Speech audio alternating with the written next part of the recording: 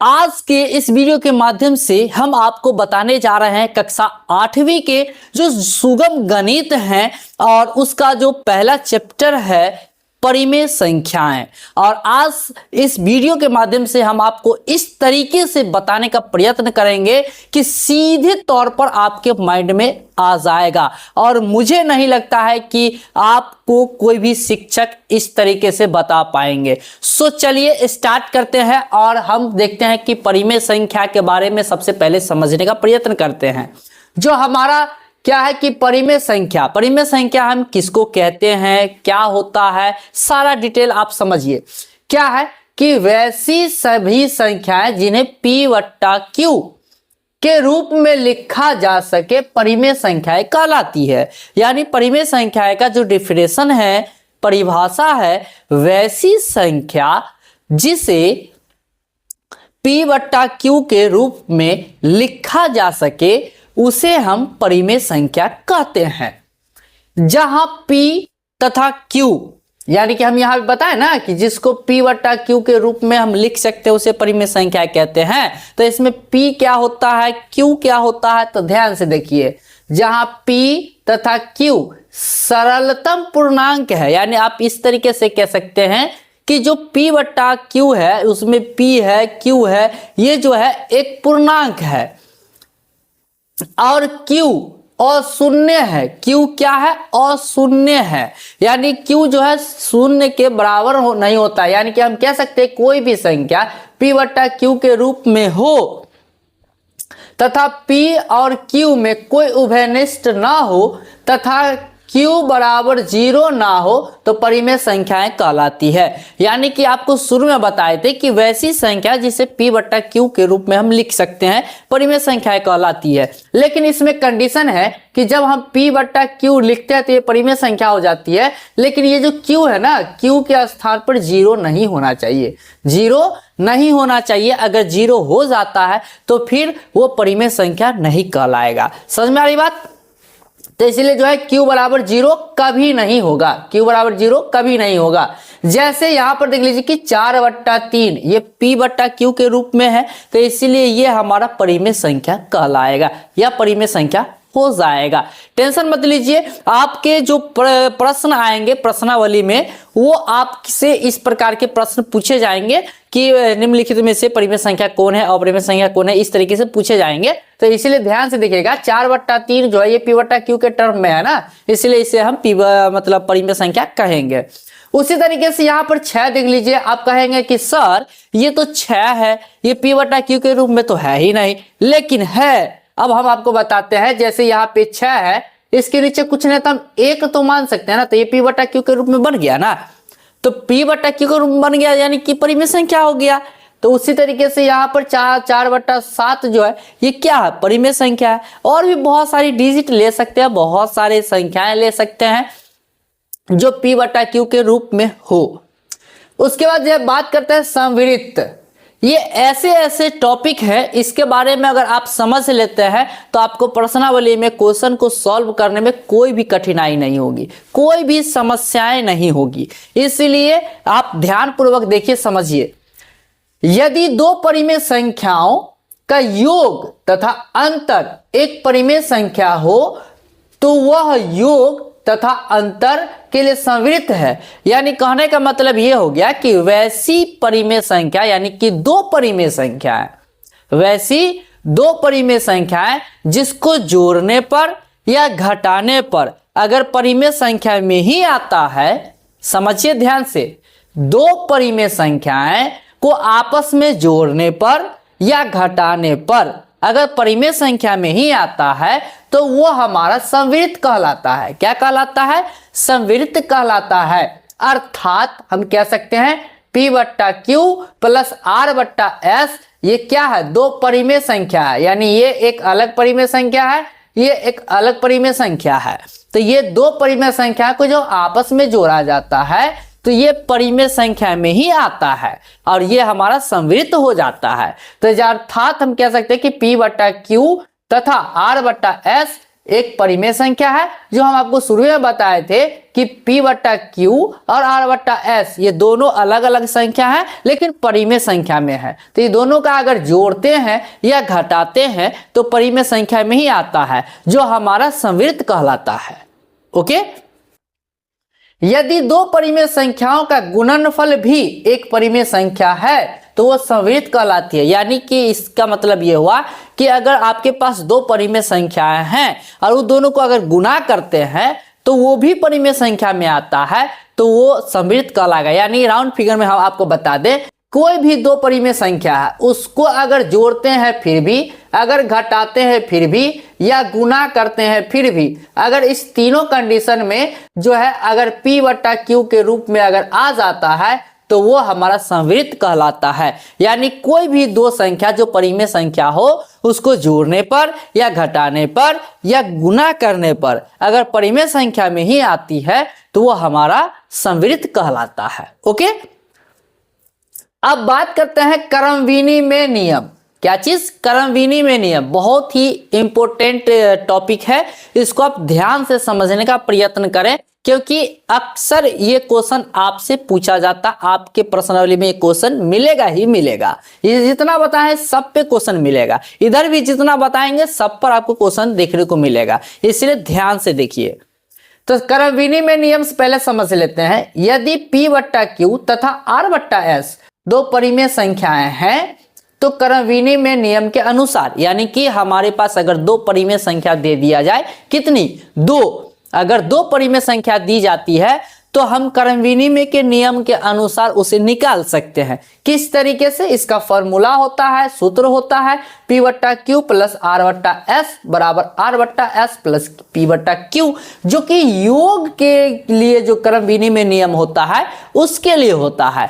अगर आपको योग के आधार पर क्रम विनिमय नियम कहे या योग के लिए क्रम विनिमय नियम कहेंगे निकालने के लिए तो इसी फॉर्मूला पर हमें निकालना है उस दो परिमेय संख्याओं का।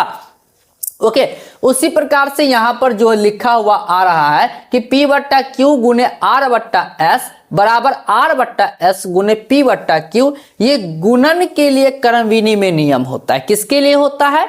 गुणन के लिए। यानी कि आपसे अगर क्वेश्चन में कहे कि आपका दो परिमेय संख्या दे दिया जाएगा और आपसे कहेगा कि गुणन के लिए जो है या गुणन के लिए क्रम विनिमय नियम निकाले तो आप नीचे वाले फॉर्मूला पर आप निकाल लीजिएगा। क्या है? P बट्टा Q गुने R बट्टा S बराबर R बट्टा S गुने P बट्टा Q।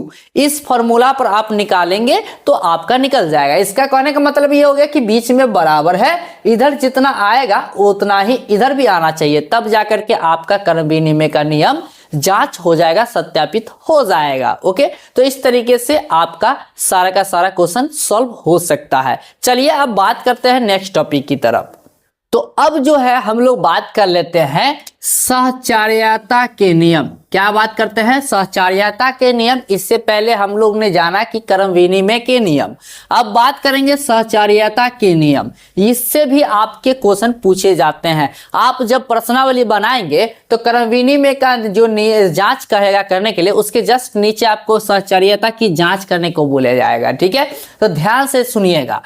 किसी भी परिमेय संख्याओं जैसे P बट्टा Q, R बट्टा S तथा A बट्टा B के लिए सहचार्य नियम के अनुसार, यानी कि आपके पास अगर कोई तीन परिमेय संख्या दे दिया जाए और उसको बोले कि सहचार्यता का नियम की सत्यापित करे या जांच करे तो इस प्रकार से फॉर्मूला पर लागू करेंगे जो कि P बट्टा Q प्लस ब्रैकेट के अंदर R बट्टा S प्लस A बट्टा B बराबर ब्रैकेट के अंदर P बट्टा Q प्लस R बट्टा S प्लस A बट्टा B। ये जो है आपका प्लस वाला ये योग के लिए सहचार्य नियम है। क्या चीज? योग के लिए। अगर आपसे तीन परिमेय संख्या दे दिया जाए और कहे कि योग के लिए सहचार्यता की सत्यापित करें, जांच करें, तो आप इस फॉर्मूला पर लेके चले जाएंगे। उसी प्रकार से यहां पर बात कर लेते हैं कि P बट्टा Q गुने ब्रैकेट के अंदर R बट्टा S गुने A बट्टा B बराबर ब्रैकेट के अंदर P बट्टा Q गुने R बट्टा S गुने A बट्टा B। ये गुणन के लिए सहचार्य नियम है। किसके लिए है? गुणन के लिए सहचार्य नियम है। और इस पर भी आपको क्वेश्चन दिया जाएगा सॉल्व करने के लिए प्रश्नावली में, जो कि कहेगा गुणन के नियम पर या गुणन के लिए सहचर्य नियम को सत्यापित करें या जांच करें। तो इस फॉर्मूला पर लेके चले जाएंगे और हमारा क्वेश्चन सॉल्व हो जाएगा। अब बात करते हैं प्रतिलोम। क्या चीज? प्रतिलोम। ये भी आपसे क्वेश्चन पूछा जाता है कि प्रतिलोम यानी कि आपका एक परिमेय संख्या दे दिया जाएगा या कोई भी संख्या दे दिया जाएगा और कहेगा आपसे कि उसका प्रतिलोम ज्ञात करें। तो ध्यान से सुनिएगा। ए नंबर, यदि किसी संख्या को p बटा क्यू में जोड़ने पर शून्य प्राप्त होता है यानी 0 प्राप्त होता है तो उसे p बटा क्यू का योज्य प्रतिलोम कहा जाता है।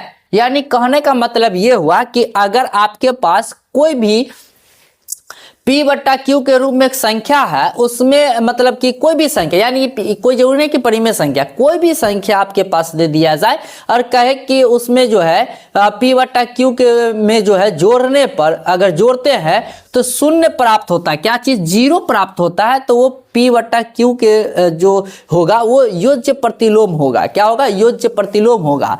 जैसे यहां पर देख लीजिए कि 2/3 ये क्या है? एक परिमेय संख्या है और इसमें जो है योज्य प्रतिलोम इसका क्या हो जाएगा? -2/3। क्या हो जाएगा? -2/3। बहुत से ऐसे टीचर हैं जो आपको सीधे तौर पर इसको बता दिया जाता है। अगर कोई भी संख्या दिया हो उसमें माइनस लगा के अलग बना लो, कोई दिक्कत वाली बात नहीं है और हो भी जाता है, ठीक है। लेकिन क्यों हुआ वो आपको नहीं पता चला, लेकिन इसको देखने के बाद आपको पता चल गया कि क्यों होता है। और बी नंबर पॉइंट है कि यदि किसी संख्या a बट्टा बी को p बट्टा क्यू में गुना करने पर गुणनफल 1 प्राप्त होता है तो उसे p बट्टा क्यू का गुणात्मक प्रतिलोम कहा जाता है। वो था योज्य प्रतिलोम जो कोई जोड़ने पर आता था और ये है गुणात्मक प्रतिलोम जो गुना करने पर आता है। और अगर आपको कोई भी संख्या दे दिया जाए और कहे p बट्टा क्यू में अगर उसको गुना करते हैं तो 1 प्राप्त होता है। क्या होता है? 1 प्राप्त होता है। उसको सॉल्व करने पर गुना करने पर अगर 1 आता है तो हम कह सकते हैं कि p बट्टा क्यू का क्या है? गुणात्मक प्रतिलोम है। क्या है? गुणात्मक प्रतिलोम है। जैसे यहां पर देख लीजिए कि 2/3 का गुणात्मक प्रतिलोम 3/2 होगा। ओके। बहुत से टीचर ऐसे होते हैं कि इसको डायरेक्ट बता देते हैं बउआ कि 2/3 है ना तो उसका गुणात्मक प्रतिलोम क्या होगा, यानी कि सीधी सी बात समझ लीजिए कि 2/3 है ना, इसको बराबर दे दो और 3 को ऊपर ले जाओ और 2 को नीचे आ जाओ ले आओ, बस यही हो गया आपका आंसर। इस तरीके से, लेकिन किस तरीके से ये आ गया वो आपको अभी पता चला है। समझ में आ गया? यानी क्योंकि किसी को भी गुना करने पर जो है वो इसका आ जाता है, यानी कि 2/3 का गुणात्मक प्रतिलोम जो है 3/2 इस प्रकार से होता है। तो उसी प्रकार से आपके क्वेश्चन में भी दिया जाएगा, ठीक है। क्वेश्चन भी आपको को बोलेगा कि बनाने के लिए। उसके बाद है योज्य तत्समक की बात कर लेते हैं। योज्य तत्समक किसको कहेंगे? ये भी आपसे क्वेश्चन किया जाता है, इस पर भी आपसे को क्वेश्चन बोलेगा बनाने के लिए, सॉल्व करने के लिए। तो यहाँ पर समझिए ध्यान से, यदि किसी संख्या को किसी परिमेय संख्या p बटा क्यू में जोड़ने पर गुणनफल योगफल जोड़ेंगे तो योगफल होगा, योगफल p बटा क्यू ही मिलता है तो उस संख्या को योज्य तत्समक कहा जाता है। यानी समझिए बात को, आखिर ये क्या कह रहा है। यदि अगर कोई भी संख्या हो, मतलब आपके क्वेश्चन में कोई भी संख्या हो, उस परिमेय संख्या यानी p बटा क्यू में अगर जोड़ने पर जो योगफल अगर p बटा क्यू के रूप में ही आता है, यानी कि परिमेय संख्या में जोड़ने पर अगर परिमेय संख्या ही आता है तो वो उस संख्या का क्या कहलाएगा? योज्य तत्समक कहलाएगा। जैसे आप यहां पर देख लीजिए कि ये 2/3 एक परिमेय संख्या है, इसमें अगर 0 को जोड़ते हैं तो ये हमारा 2/3 ही आता है, न कि दूसरा चीज आएगा जो कि परिमेय संख्या में ही आया है, यानी p बटा क्यू के रूप में ही आया है। इसलिए हम लोग 0 को कहते हैं योज्य तत्समक। और इस प्रकार के क्वेश्चन आपसे पूछे जाते हैं तो बहुत सारे टीचर ऐसे कह देते हैं कि बउआ कोई भी संख्या रहे उसको उसका अगर कहे योज्य तत्समक निकालने के लिए तो उसका 0 ही आंसर होगा, लेकिन किस तरीके से होगा वो कोई नहीं बताता है। बट आपको पता चल गया इस यहां तक देखने के बाद कि योज्य तत्समक कौन होता है तो 0 होता है। 0 क्यों होता है तो वो आपने यहां पर समझ लिया, क्योंकि कोई भी परिमेय संख्या रहे अगर वो उस पे अगर किसी को भी जोड़ने पर अगर वही संख्या आ जाती है तो फिर वो हमारा क्या हो जाता है, योज्य तत्समक आ जाता है। यानी कि इसमें अगर जीरो को जोड़ते हैं या फिर कोई भी संख्या आपके पास हो, अगर उसमें जीरो जोड़ते हैं तो हमारा उसका जो मतलब कि जोड़ने पर जितना भी आएगा वो पहले वाला संख्या ही आएगा। तो उस तरीके से हमारा ये योज्य तत्समक हो जाती है। तो मुझे नहीं लगता है कि इस वीडियो को यहाँ तक देखने के बाद आपको कोई भी डाउट हुई होगी। कक्षा 8वीं के जो सुगम गणित है उसके चैप्टर थ्योरी में कोई भी डाउट नहीं रहा होगा। अगर कोई डाउट है तो आप हमें इस वीडियो के नीचे एक कमेंट करके बता सकते हैं कि आपके पास कौन सा डाउट रह चुका है। अगले वीडियो के माध्यम से हम आपको उस डाउट को क्लियर करके बता देंगे कि आपका प्रॉब्लम क्या है और कहां पर समझ में नहीं आ रहा था। और इसी प्रकार से जो है हमारे वीडियो को अगर सब्सक्राइब नहीं किए हुए हैं तो हमसे जुड़ने के लिए हमारे चैनल को सब्सक्राइब कर लीजिए, SM स्टडी पॉइंट को, ताकि इस तरीके का वीडियोस जब भी हम अपलोड करेंगे वो आपको सबसे पहले मिल पाए। अगर आप हमारे नज़दीकी हैं तो आप हमारे कोचिंग में भी विजिट कर सकते हैं, कोचिंग में भी आकर के पढ़ाई कर सकते हैं ऑफलाइन माध्यम से। हमारा पता है छोटाई पट्टी दरभंगा, ये एक पंचायत है छोटाई पट्टी, उसमें SM स्टडी पॉइंट के नाम से आपको कोचिंग मिलेगा जिसका डायरेक्टर बिट्टू सर है, जो कि मैं हूं। ओके, और मेरा मोबाइल नंबर है 74 88 76 12 00। आप इस पर भी संपर्क कर सकते हैं, कॉल करके जो है आप हमारे कोचिंग में विजिट कर सकते हैं, हमारे कोचिंग में आ सकते हैं पढ़ने के लिए। और यहाँ पे बहुत ही अच्छे तरीके से एजुकेशन दी जाती है, पढ़ाई जाती है, प्रोजेक्टर के माध्यम से आपको क्लास दी जाती है, पूरे बेंच डेस्क लगी हुई है, पूरा एक कोचिंग क्लास बना हुआ है, प्रोफेशनल तरीके से आपको क्लास दी जाती है यहाँ पर। इसीलिए अगर हमारे कोचिंग में पढ़ना चाहते हैं तो आप आराम से इस SM स्टडी पॉइंट छोटाई पट्टी में आकर के अपना क्लास पूरा कर सकते हैं। तो चलिए आज के लिए दैट्स ऑल, थैंक यू। मिलेंगे नेक्स्ट वीडियो में नेक्स्ट क्वेश्चन के साथ।